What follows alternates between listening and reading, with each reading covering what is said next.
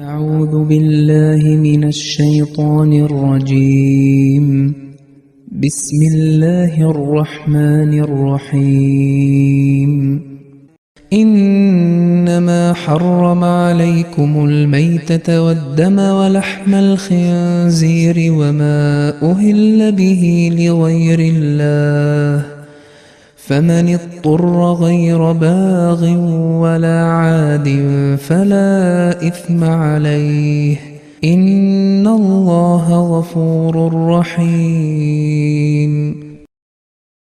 അസ്സലാമു അലൈക്കും വറഹ്മത്തുള്ളാഹി. സൂറത്തുൽ ബഖറയിലെ 174 വചനമാണ് നിങ്ങളിപ്പോൾ ശ്രവിച്ചത്. അർത്ഥം: ശവവും രക്തവും പന്നിമാംസവും അല്ലാഹു അല്ലാത്തവരുടെ പേരിൽ വഴിപാടാക്കപ്പെട്ടവയും മാത്രമാണ് അവൻ നിങ്ങൾക്ക് നിഷിദ്ധമാക്കിയിട്ടുള്ളത്. എന്നാൽ മനഃപൂർവ്വം നിയമം ലംഘിക്കാതെയും അതിരുകടക്കാതെയും വല്ലവനും അത്തരം വസ്തുക്കൾ ഭക്ഷിക്കുന്നതിന് നിർബന്ധിതനായി പോയെങ്കിൽ അവൻ്റെ പേരിൽ കുറ്റമൊന്നുമില്ല. തീർച്ചയായും അള്ളാഹു സർവഥാ പുറത്തു കൊടുക്കുന്നവനും കരുണാമയനുമത്രേ. ഈ ആയത്തിൻ്റെ വിശദീകരണത്തിൽ ഖലീഫത്തുൽ മസീഹ് സാനി റളിയല്ലാഹുവിൻ്റെ തഫ്സീറിൻ്റെ വെളിച്ചത്തിൽ എന്തുകൊണ്ടാണ് ശവം നിഷിദ്ധമാക്കിയത് എന്നതിനെക്കുറിച്ച് കഴിഞ്ഞ ദർസിൽ പരാമർശിച്ചിരുന്നു. അതുപോലെ തന്നെ പന്നിമാംസവും നിഷിദ്ധമാണ്. പന്നിമാംസവും മനുഷ്യ ശരീരത്തെയും സ്വഭാവത്തെയും മോശമായി ബാധിക്കുന്നു.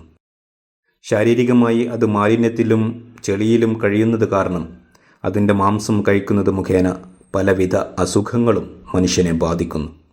ഉദാഹരണത്തിന് ട്രിഗിനോസിസ്, കോളറയുടെ ലക്ഷണങ്ങളാണ് ആദ്യം അതിൽ കണ്ടുവരുന്നത്.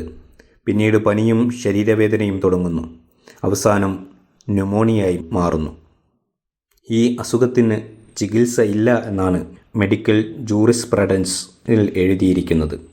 മാത്രമല്ല, പന്നിമാംസം കഴിക്കുന്നത് മൂലം മത്തൻകുരുവിന് സമാനമായ കീടങ്ങൾ കുടലിൽ രൂപം കൊള്ളുകയും വർഷങ്ങളോളം അത് നിലനിൽക്കുകയും ചെയ്യുമെന്നും പറഞ്ഞിരിക്കുന്നു. വിസർജ്യം ഭക്ഷിക്കുന്നത് മൂലമാണ് അവയിൽ ആ രോഗം പിടിപെടുന്നത് എന്നാണ് ഒരു പ്രശസ്ത ഡോക്ടർ തൻ്റെ ഗ്രന്ഥത്തിൽ എഴുതിയിരിക്കുന്നത്. എന്നാൽ അതിനേക്കാളെല്ലാം പന്നിമാംസം നിഷിദ്ധമാക്കാനുള്ള സുപ്രധാന കാരണമായിട്ടുള്ളത് സ്വഭാവപരമായി അതുകൊണ്ടുണ്ടാകുന്ന ദോഷമാണ്.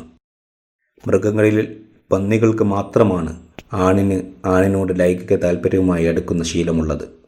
അവയുടെ മാംസം കഴിക്കുന്നത് ശീലമാക്കിയവരിലും ലജ്ജാശീലം കുറയുകയും ഇത്തരത്തിലുള്ള വേശ്യപ്രവണത വർദ്ധിക്കുകയും ചെയ്യുന്നതാണ്.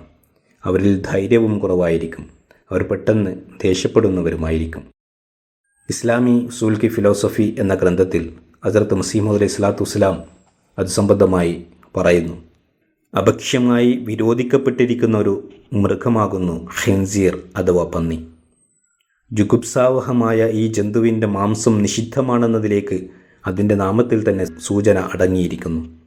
വളരെ ചീത്ത എന്നർത്ഥമുള്ള ഖിൻസീർ എന്നും ഞാൻ കാണുന്നു എന്ന അർത്ഥമായ അർ എന്നും രണ്ട് വാക്കുകൾ ചേർന്നുണ്ടായ സംയുക്ത പദമാണ് ഖിൻസീർ.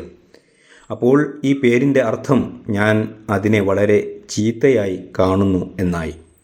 ഇങ്ങനെ ആരംഭത്തിൽ തന്നെ ദൈവം ഈ ജന്തുവിന് വെച്ചിട്ടുള്ള പേര് തന്നെ അതിൻ്റെ ചീത്തത്വം വെളിപ്പെടുത്തുന്നതാകുന്നു. ഹിന്ദിയിൽ ഈ മൃഗത്തിന് പറയുന്ന സുവർ എന്ന പേരും ഇതേ അർത്ഥം തന്നെ വിവക്ഷിക്കുന്നുവെന്നതും വിചിത്രമാണ്. വളരെ ചീത്ത എന്നുള്ള ഈ പദത്തിൻ്റെ അർത്ഥം ഈ ജന്തുവിൻ്റെ സ്വഭാവത്തിന് എത്രയും യോജിച്ചതാണെന്നത് സ്പഷ്ടമാണ്. അത് കാഷ്ടം തിന്ന് ജീവിക്കുന്നതും ഇതര മൃഗങ്ങളിൽ കാണപ്പെടാത്ത അറുപ്പ് തോന്നിക്കുന്ന നാണം കെട്ട സ്വഭാവത്തോടു കൂടിയതുമായ മൃഗമാണെന്നത് സർവ്വവിദിത്വമാണ്. തന്മൂലം അതിൻ്റെ മാംസം നിരോധിക്കപ്പെട്ടതിൻ്റെ കാരണം സ്വയം സ്പഷ്ടമാകുന്നു. ഇങ്ങനെ അശുദ്ധവും മലിനവുമായ മൃഗത്തിൻ്റെ മാംസം ഭക്ഷിക്കുന്നത് ശരീരത്തിനും ആത്മാവിനും ദോഷകരമായി തീരുമെന്നുള്ളത് ഒരു പ്രകൃതി തത്വമാകുന്നു. ഈ മൃഗത്തിൻ്റെ മാംസം വിശിഷ്യ ലജ്ജ കുറയ്ക്കുകയും ആഭാസത്വം വർദ്ധിപ്പിക്കുകയും ചെയ്യുന്നതാണെന്ന് ഇസ്ലാമിന് മുമ്പേ യുനാനി വൈദ്യശാസ്ത്രജ്ഞർ അഭിപ്രായപ്പെട്ടിട്ടുണ്ട്. നാലാമതായി നിഷിദ്ധമായി പറഞ്ഞിരിക്കുന്നത് അള്ളാഹു അല്ലാത്തവയുടെ പേരിൽ വഴിപാടാക്കപ്പെട്ടവയാണ്. അള്ളാഹുവിനല്ലാതെ മറ്റുള്ളവരുടെ പേരിൽ അറുക്കുന്നത് അല്ലെങ്കിൽ വഴിപാടാക്കുന്നത് അള്ളാഹുവിൻ്റെ ഗുണവിശേഷങ്ങൾ മറ്റുള്ളവർക്ക് നൽകുന്നതും അവനെ അപമാനിക്കുന്നതിനും തുല്യമാണ്.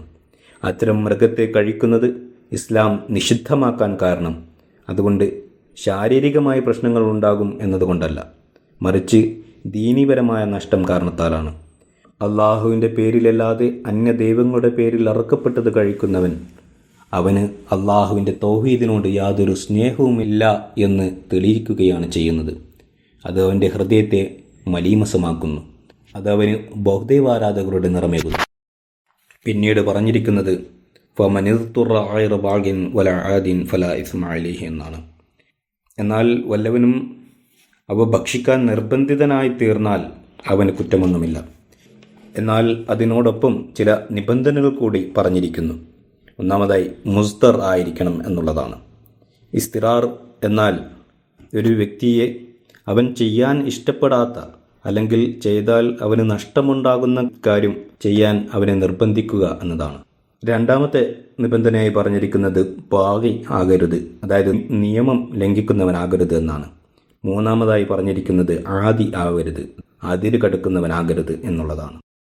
അതായത് പന്നിമാംസം അവന് അനുവദനീയമാകുന്നത് മറ്റൊന്നും തന്നെ കഴിക്കാനില്ലാതെ മരണത്തോടും ജീവിതത്തോടും മല്ലിടുന്ന അവസ്ഥയിലാണ്. ആ സാഹചര്യത്തിൽ അത് കഴിക്കാതിരിക്കുന്നതാണ് കഴിക്കുന്നതിനേക്കാൾ കൂടുതൽ അപകടകരം. എന്നാൽ അപ്പോഴും വയറു നിറച്ച് കഴിക്കാനുള്ള അനുവാദം ഉണ്ടായിരിക്കുന്നതല്ല, മറിച്ച് ജീവൻ നിലനിർത്താൻ ആവശ്യമായത് കഴിക്കാവുന്നതാണ്. ഇനി അതല്ലാത്ത സാഹചര്യത്തിൽ ആരെങ്കിലും മുന്നിൽ കൊണ്ടുവച്ചതുകൊണ്ട് ഞാൻ കഴിച്ചു എന്ന് പറയുകയാണെങ്കിൽ അത് ബഗാവത്തായി മാറുന്നതാണ്, അത് നിയമലംഘനത്തിൽ ഉൾപ്പെടുന്നതാണ്. അവസാനം പറഞ്ഞിരിക്കുന്നത് ഇന്നല്ലാഹ ഗഫൂറുർ റഹീം എന്നാണ്. അതായത് അള്ളാഹു സർവ്വത പുറത്തു കൊടുക്കുന്നവനും കരുണാമയനുമാണ് എന്നാണ്. ഇവിടെ ഒരു ചോദ്യം ഉന്നയിക്കപ്പെടാവുന്നത്, ഇത്തരം സാഹചര്യങ്ങളിൽ കഴിക്കുന്നത് അനുവദനീയമാണ് എങ്കിൽ അള്ളാഹു പുറത്തു കൊടുക്കുന്നവനാണ് എന്ന് പറയുന്നതിൽ എന്തർത്ഥമാണുള്ളത് എന്ന്. അതിനുള്ള മറുപടി വിശുദ്ധ ഖുർആനിലെ മറ്റ് ആയത്തുകളിൽ നിന്നും മനസ്സിലാകുന്നത് അവൻ്റെ ഗോപ്യമായ വല്ല പ്രവർത്തനത്തിൻ്റെയും ഫലമായാണ് അവനിൽ നിന്നും ബലഹീനതകൾ സംഭവിക്കുന്നത്. പന്നിമാംസം വരെ കഴിക്കേണ്ട സാഹചര്യം വന്നുവെങ്കിൽ അതിനർത്ഥം നിന്റെ തഖ്വയുടെ നിലവാരം ഉന്നതമായിരുന്നില്ല എന്നുള്ളതാണ്. അല്ലാത്തപക്ഷം അവനെല്ലാ പ്രയാസങ്ങളിൽ നിന്നും പുറത്തു കൊണ്ടുവന്ന് ആ അവസ്ഥയിൽ നിന്നും രക്ഷിക്കുമായിരുന്നു. വലിയുള്ള ആയ ഒരു വ്യക്തിക്ക് ശവമോ പന്നിമാംസമോ കഴിക്കേണ്ട ഗതികേട് വന്നതായി നിങ്ങൾക്ക് കാണാൻ സാധ്യമല്ല. അതുകൊണ്ട് നിങ്ങൾ നിങ്ങളുടെ കർമ്മങ്ങളിലേക്ക് ശ്രദ്ധിക്കുകയും തൻ്റെ വീഴ്ചകൾക്ക് ഇസ്തിഗ്ഫാർ അഥവാ പാപപ്പൊറുതി തേടിക്കൊണ്ടിരിക്കുകയും ചെയ്യേണ്ടതാണ് എന്നതിലേക്ക് ഇത് നമ്മെ ഉണർത്തുന്നു. അങ്ങനെ നിങ്ങൾ ചെയ്യുന്നതായാൽ അവനെ നിങ്ങൾ ഗഫൂറും റഹീമുമായി കണ്ടെത്തുന്നതാണ്. വആഖിറു ദഅവാനാ അൽഹംദുലില്ലാഹി റബ്ബിൽ ആലമീൻ. ജസാക്കുമുല്ലാഹ്.